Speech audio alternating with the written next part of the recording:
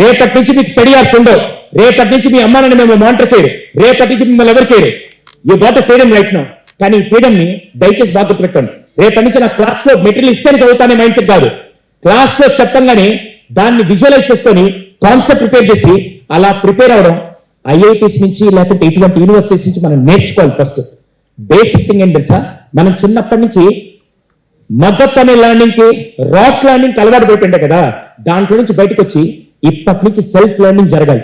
అందుకని రేపటి నుంచి ఒక్క క్లాస్ కూడా మిస్ అవ్వకుండా వెళ్ళి కాన్సెప్ట్ నేర్చుకొని ఫస్ట్లోకి వచ్చాక దాన్ని అప్లై చేసే రేంజ్ లో వస్తే మీ ఐడియాలజీ నెక్స్ట్ లెవెల్కి వెళ్తుంది.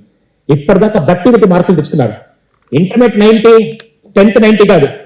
బీటెక్ లో అది జీపీ అయినా పర్సెంటేజ్ అయినా 70 పైన వస్తే నువ్వు తోపని నేను ఒప్పుకుంటా. ఎందుకు తెలుసా, అక్కడ బట్టి పడితే నువ్వేంటి ఎవరైనా మార్కులు తెచ్చుకుంటాడు. ఇక్కడ సొంతగా మార్కులు తెచ్చుకున్నాడే నిజమైన మగాడని నేనంట.